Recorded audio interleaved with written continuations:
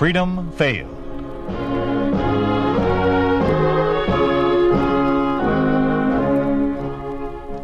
We'd like to take you on a visit to a town that doesn't exist. A town we call Springfield, USA. We'd like to show you how things would be in any American town if communism took over. This is the story of what would happen to the little fellow, the average citizen like you and the man next door. Sapphire Anniversary.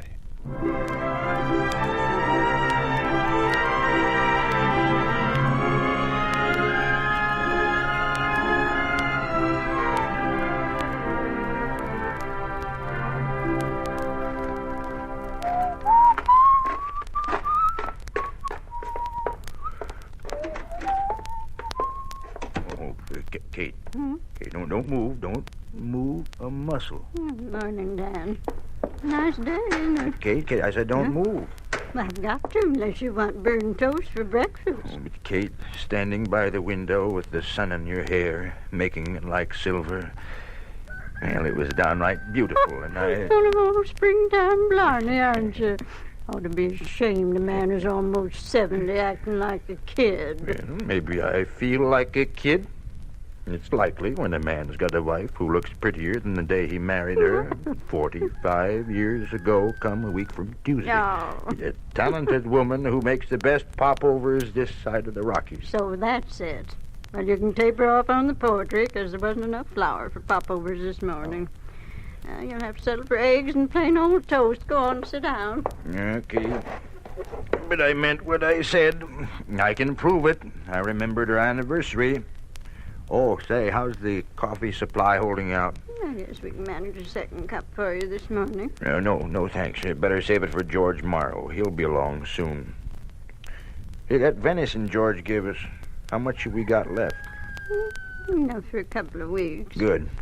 You think we could feed 3 or 4 extra for one meal on a certain day come a week from Tuesday? We'll manage it. I'll be very careful, even if we have to eat a little less afterwards. It'll be worth it. Yes. We'll write John, see if he can bring Viola and little Johnny for the day. You think we can feed George, too? I think so. That's good. Oh. Is that you, George? Nobody else. Well, come on in. Come in. Yeah. Looks like I might be in time for a cup of coffee, Yeah, you are. Let's see what you got in that sack. Flour. It's for you. Don't ask me where I got it. Oh, George, that's wonderful. I always thought Santa Claus was an old fellow with white whiskers, but you shaved this morning. George Murray, you can use that flour as much as we can. Yeah, but you can't make popovers with it. Turnabout's fair play. Give me half a dozen eggs every couple of weeks. Besides, we all got to stick together these days. If we don't, we're just as good as dead. George, what a way to talk. What other way is there? Say, did you hear about Joel Hawkins? Well, I know he went to Springfield 3 weeks ago. Is he back? No, never will be. He died in Springfield. Auto accident, they say. But, I figured that he was murdered. Why, who'd murdered Joel? Everybody liked him.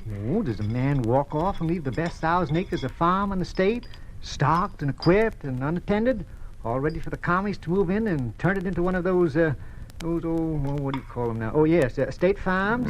Maybe it was an accident, George. Not when Conway takes it over the day before the I accident. don't want to talk about it. I won't believe it's as bad as George keeps saying. Oh, now, there's no need to get worked up, Kate. I was just passing on the news. With your own pessimistic slant. Everybody knows it's too bad the commies got control of the country. So far, they haven't touched anyone but the big people like senators and governors and judges. Oh, they'll get around to everybody in due time. Well, you make it sound horrible, like they were out to kill everyone. Well, it is horrible, I know. Well, maybe. But what about John? He works for them in Springfield and manages to stay happy and raise his family. Family. Well, maybe that's the reason. Prince Blackie is waiting for his morning handout, Dan. There's no sugar there. You can get him a carrot, or you'll find turnips in the bin. There you are, Blackie, old boy. Chomp it down. Okay, now go on back to the field. I'll be out soon. Oh, I get it. You think it's time we got to work, huh? Now, don't overdo, will you, Dan? Blackie won't let me. I don't run this place. He does. Tells me when to go to work and when to kid. Well, be sure and turn on the radio, Kate. Catch the news for me. George Morrow, I could break your neck. I could almost tell you to get out and take your flower with you. What'd I do? What'd you do? Oh, nothing. Nothing at all. You just changed Dan from a happy, young-hearted man into a heavy-footed old man. Aged him 20 years in just about 2 minutes. But I don't get it. Dan's old enough to know the score. All his life he's kept up on things. Why, you ought to hear what I heard on the radio this morning. Maybe you can if we missed part of the 9 o'clock news, but turn it on anyhow. Yeah, Dan asked me to listen to it. There ought to be enough news left to give you one if, The or... directive is to go into immediate effect, and all farmers are cautioned to familiarize themselves with the new regulations. Comrade Kalinsky said that the unfilled quotas for grain, dairy products, and meats were due to a holdover of wasteful and inefficient capitalistic methods of agriculture. Collectivism and state-operated farms will be increased rapidly, with a prime objective, the elimination of the shameful kulak class. Arthur Nesbitt speaking. This is the People's News Service. You see, that's only a sample. First part of it was all about another purge of reactionaries for the greater glory of the state. George, I don't care. Dan isn't going to be touched by it, and neither am I. Well, now, you can't isolate a man like Dan. It'd be like trying to keep Blackie in a 3x5 corral. Dan likes to know what's going on. There must be some way. There has to be. Kate, what are you trying to do there? Trying to wreck it? There. Looks fine, don't it? Looks the same as before. Except when you turn it on, nothing happens. Nothing.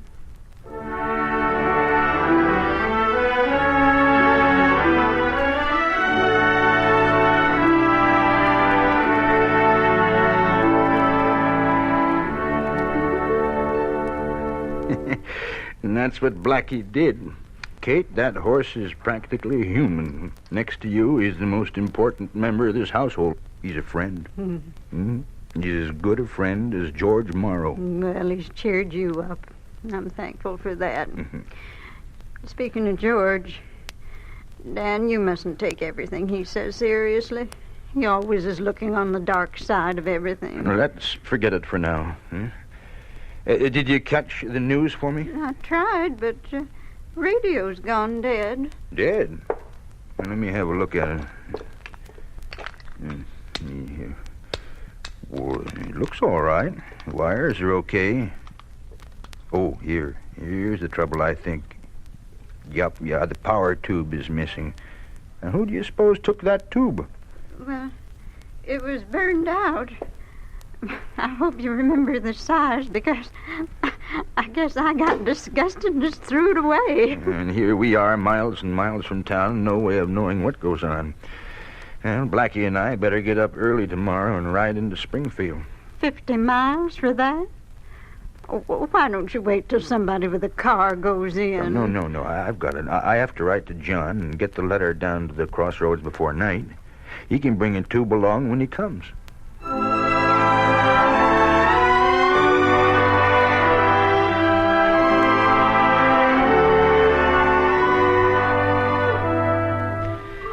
Dear John, I hope this finds you, Viola, and Johnny happy and in good health.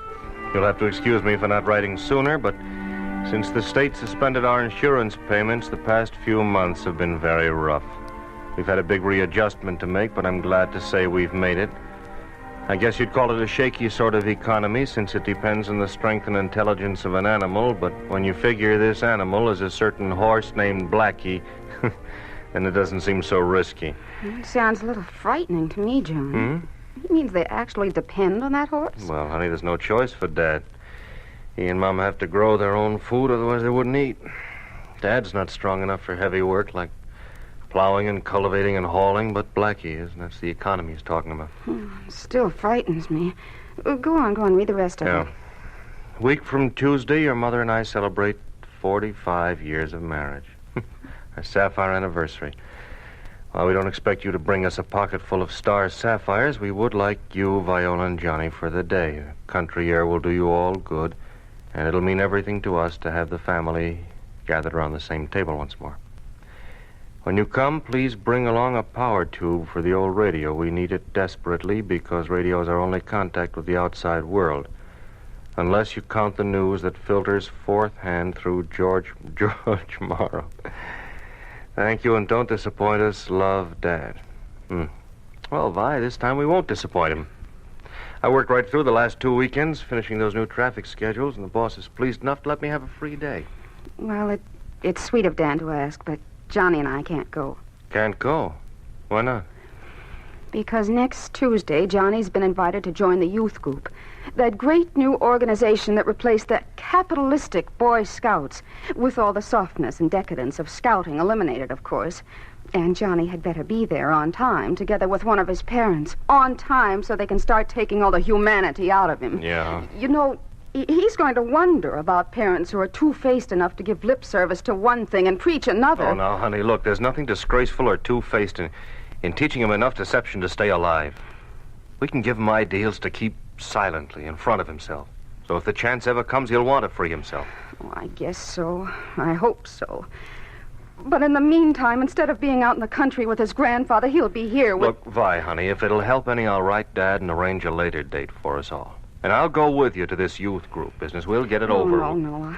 I can manage it. I'm sorry I spilled over. Oh, why shouldn't you? Have to once in a while.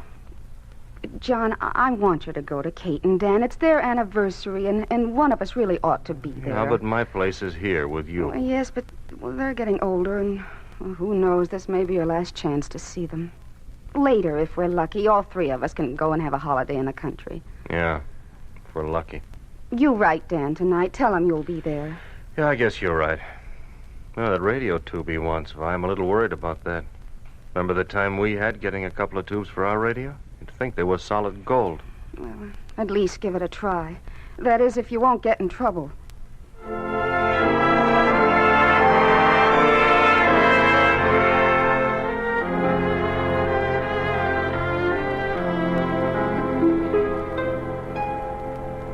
Comrade Ward, if it's too much to ask, just forget it. You say a radio is a necessity for these parents of yours, Comrade Proctor. Yes, sir. Yes, so you see, they live 50 miles from town, up near the foothills. They're old, got no car, of course. And the radio is their only means of knowing what goes on. And this particular radio uses a number 6X 5G power tube. What is your father's occupation, Comrade? Oh, I guess you'd say he was retired. He used to be a logger. Retired? I'm afraid that'll go against him on the application. He has no work of any kind at the present time? Well, he does farm his place. His place. He farms it. Suppose you fill out this form and we'll send it through. Be sure to identify him as a farmer and answer all the questions. Yes. How long do you think it'll take before he can get the tube? Comrade Proctor, I can give absolutely no assurances as to that. Your request may or may not be approved. However, we should know that within a couple of days. A couple of days only because of your good record with the Traffic Bureau, you understand? Oh, yes, comrade. And I'm grateful to you.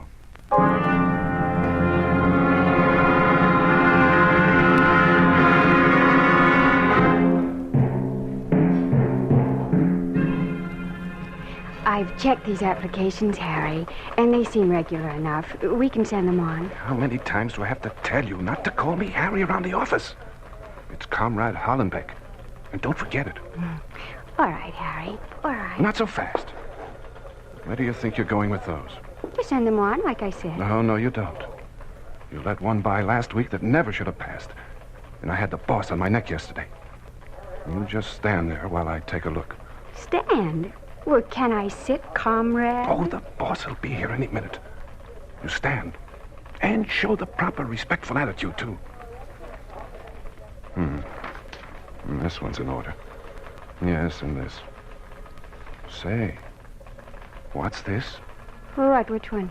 This one, knothead. A farmer landowner? Oh, that. Well, what's wrong with it? The guy only wants a radio tube. Only a radio tube. Huh. You missed the point completely. He's a kulak. I've told you at least 100 times.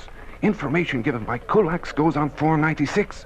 And you send that on to Comrade Malenkov's office. And I'm supposed to guess these things? Oh, sometimes I marvel at your stupidity. Sometimes I wonder why I don't get rid of you.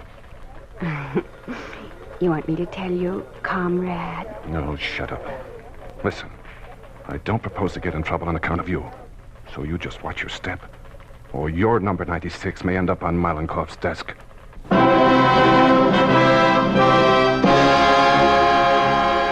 You are listening to Sapphire Anniversary, a story of the way things could be if communism took over. A picture of what life would be like under a communist regime in an ordinary American town. A town we call Springfield, USA.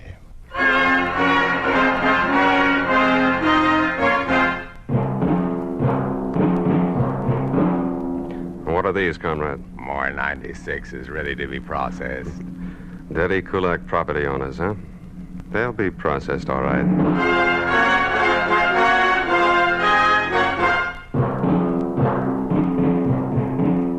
Dan Proctor, age 68. Occupation farmer. Owner 5 acres arable land, 5-room cottage furnished. 12-year-old black stallion, 10 chickens. No listing of property in Ministry of Agriculture tax records. Impose non-production and kulak penalties. Quadruple tax. Call to the immediate attention of the Office of District Commissar Conway.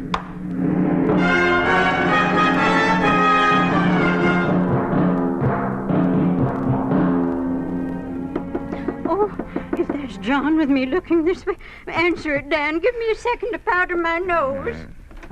Well, hello, folks. Oh, George. Say, something smells pretty fine in here. Put your powder puff away, Kate. It's only George.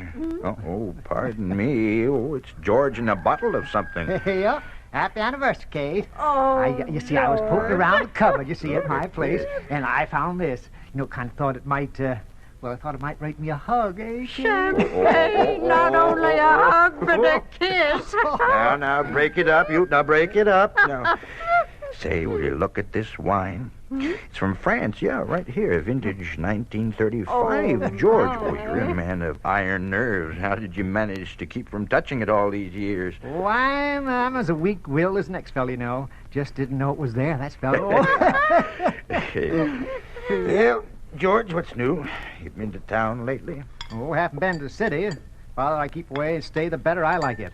You know, I was down to the Crossroads post office just yesterday, and the news is all very bad.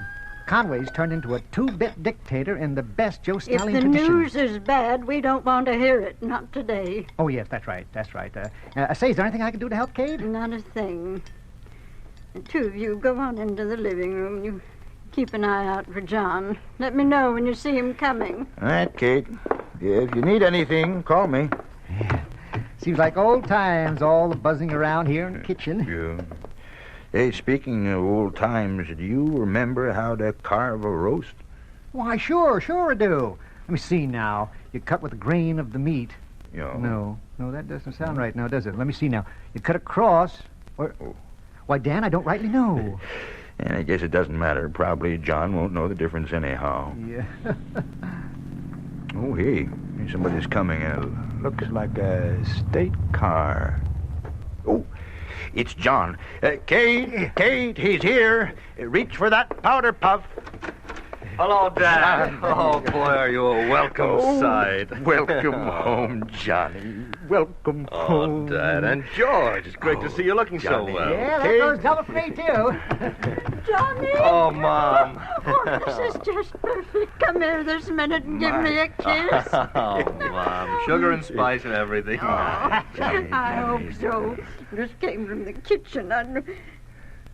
Well, Johnny, where's Viola? Where's little Johnny? Well, they couldn't make it this time, Mom. Oh, that's too bad. I've been looking forward to having them. Oh, but thank heaven you're here. You know, Johnny, for once I've timed a dinner right. I can sit down with the rest of you for a minute. And in the living room, no less. Come on. Tell me, how's family, John? All in good health, George. I'm sorry they couldn't be here, but Johnny was scheduled to join a boys' club. Maybe you can him him for a couple of days when school's out. Boys Club? They didn't get little Johnny in that commie youth group. I'm afraid so. Seems to be no way out of it. George, nothing unpleasant today, please. Okay, now I'm sorry. Hey, I guess I almost forgot to say happy anniversary, you two. I hope Vi and I look as well and happy as you two after we've been married Johnny. 45 years. Your mother is one in a million, Johnny. Well, look, just look at her now. Look at her. I swear she gets younger every year. Yes, she does. Yes, you do. And today she looks just like a bride. Don't pay attention. Come on, let's go in the kitchen. Sit down. Oh, Dad, I brought that power tube you wanted. Here you are. Oh, thanks, John. I really appreciate it. A little thing like that, you'd be amazed at the red tape involved. Forms, requisitions, application. I think sometimes I spend half my life filling them out. Yeah, that's accepted commie technique. Kate, the table looks wonderful. Dan, will you ask the blessing? I certainly will. Father, we thank thee for this evidence of thy bounty. We thank thee for 45 years of happiness. For our son John, our friend George, protect and care for Viola and little Johnny. Amen. Amen. Now, well, who do you suppose that could be just when we're ready to eat? Better answer it, Dan. Yes. You weren't expecting anyone else, were you? No.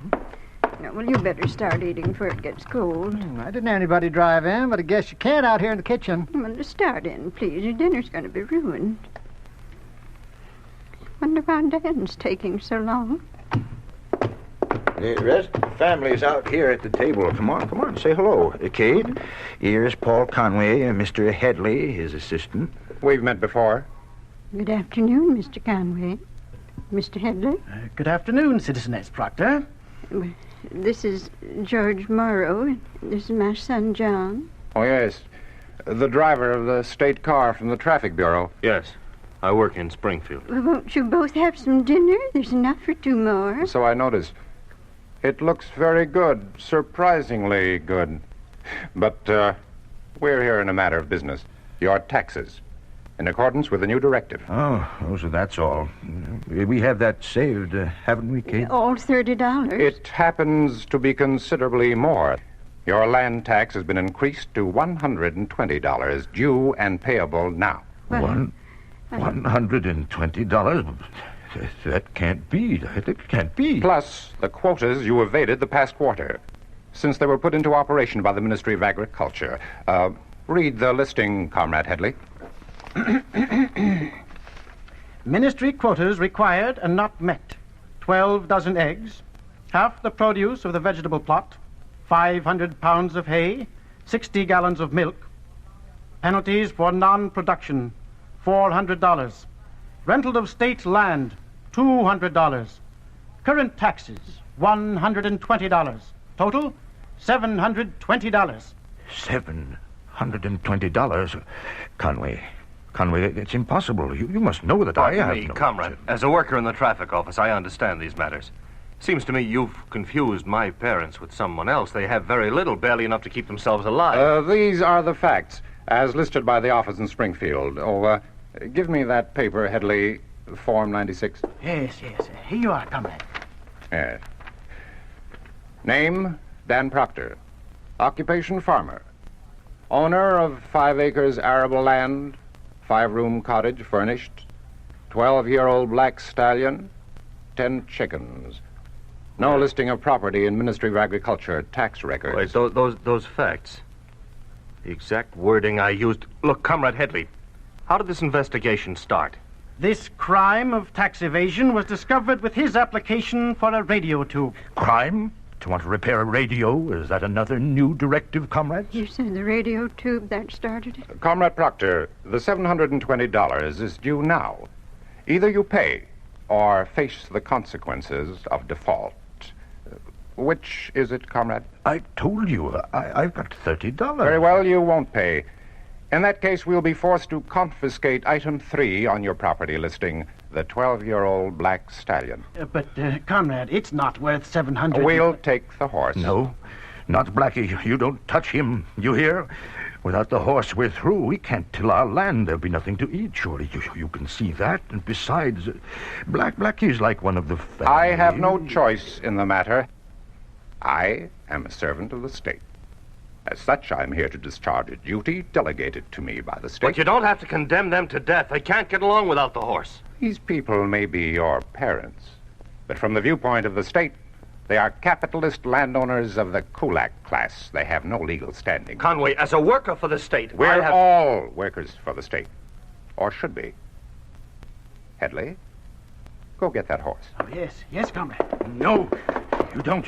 You'll have to kill me first. Stand aside, Citizen Proctor. Get your paws off that. I warn you, Proctor, interfering with an official is a crime against the state. All right, I'm a criminal. Dad. Go ahead, Comrade Headley. Get the horse. The rest of you, you'll all be held as witnesses. Proctor assaulted an agent of the state. Comrade John Proctor, you will testify that the seizure of the horse is legal. Otherwise, your official career may be interrupted. Johnny, get some water. Cold water. Yes, Mom. Dan, your head is cut. Here, I'll hold him. A little cold water. All right. There. Kate, where is he? Blackie, help me up. The other one, Headley. He's after Blackie. Johnny, you've got to stop No him. one leaves. You'll all stay in this room. Johnny? There's nothing I can do, Dad. Well, then I can. Dan, wait! Proctor, stop! Stop where you are. I'll shoot the first one who steps off this porch. Conway, please, I want you to listen to me. Hold there! Hold! Conway, put yourself in my place. Maybe then you'll see. Have you a pet, Mr. Conway, a dog or a cat you're fond of? Yes, a pet. You see, we love Blackie that way, only more so. He's part of us. He's part of the family. Dan, he's taking Blackie. Oh, please, Mr. Conway, please. Conway, you can't. Stay where you are, Proctor. No. Look at it this way, Conway. I'm not strong. I can't make a living without that horse. Conway, even you communists use the term comrade. As a comrade, you can't deprive me of my life. Conway, we're two human beings. We can live together as brothers. We each have our rights. There is only one human right. The privilege of serving the state. Thanks to you, comrade. We won't be serving for long.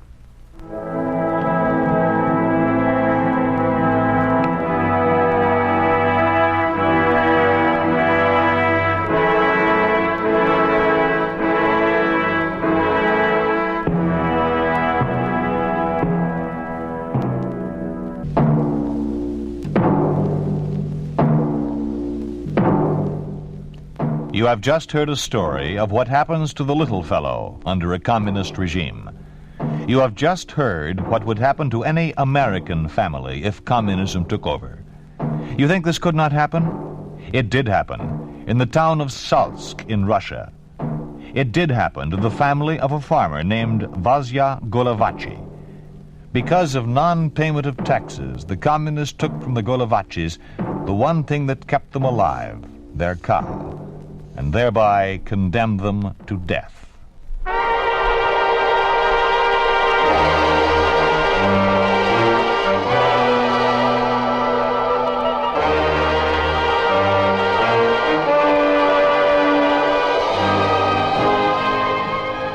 You've been listening to If Freedom Failed, starring John Daner and Peggy Weber as Dan and Kate Proctor in Sapphire Anniversary. Music was composed by Earl Lawrence, with musical direction by Michel Perrier. Sapphire Anniversary was written for If Freedom Failed by William Tunberg, produced and directed by Robert M. Young. Sergeant Lloyd Iyer speaking. This program has come to you through the worldwide facilities of the United States Armed Forces Radio and Television Service.